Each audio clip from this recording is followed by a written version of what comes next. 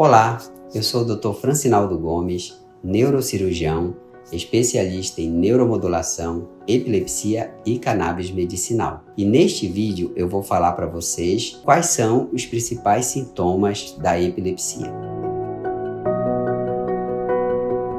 Os principais sintomas da epilepsia são as chamadas crises convulsivas. E essas crises convulsivas, elas ocorrem por conta de uma desincronização da atividade elétrica cerebral que leva uma determinada região do cérebro a ficar hiperexcitada e com isso, então, ela disparar descargas elétricas anormais que vão originar uma crise. Essas crises podem ser de vários tipos, dependendo do padrão e da região do cérebro que costuma ser acometida. Existem as crises focais, que são aquelas que se originam de uma área muito específica do cérebro. Quando as crises focais não alteram a consciência da pessoa, elas são chamadas de crises focais perceptivas. E quando elas alteram a consciência da pessoa, elas passam a ser chamadas de crises focais disperceptivas. Um bom exemplo de crise focal perceptiva é aquela que ocorre com pessoas que têm a epilepsia do lobo temporal, que a pessoa sente um mal-estar no estômago, às vezes sente um calafrio, um aperto no peito, às vezes até uma pressão na cabeça, mas ela está consciente e consegue avisar quem está perto para que consiga ajudá-la. Então a pessoa consegue pedir ajuda, porque a consciência dela está preservada. A crise focal disperceptiva é aquela na qual a pessoa perde a consciência.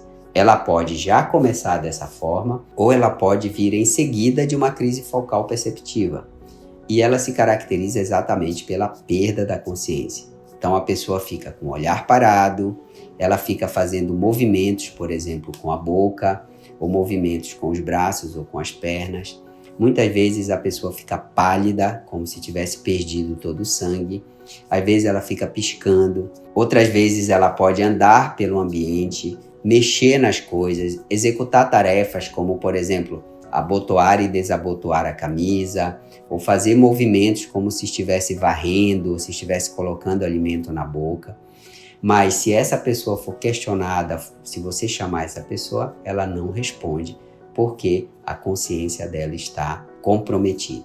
O outro tipo de crise são as crises generalizadas. As crises generalizadas são aquelas que atingem os dois lados do cérebro. Então a pessoa perde a consciência imediatamente, muitas vezes ela cai ao chão e tem as manifestações motoras. Ela pode ter contrações musculares tônicas, ela pode ter perda total do tônus muscular e cair de uma hora para outra, que são as crises atônicas. Ela pode ter as crises mioclônicas, em que a pessoa fica tendo espasmos musculares, tanto nos braços quanto nas pernas. Essas crises costumam ser acompanhadas de salivação excessiva, a pessoa pode ficar roxa, ela pode fazer xixi na roupa, ela pode se morder, inclusive pode morder a língua com perda de sangue, e ela pode sofrer algum trauma se tiver algum objeto próximo dela. Um outro tipo de crise generalizada são as crises de ausência, que costumam ser muito confundidas com as crises focais disperceptivas, já que em ambas ocorre perda da consciência. A diferença é que na crise de ausência não há movimentos automáticos da pessoa, como acontece na crise focal disperceptiva. A pessoa simplesmente apaga por alguns segundos e depois ela volta. Ela é muito comum em crianças que têm a epilepsia de ausência ou pequeno mal.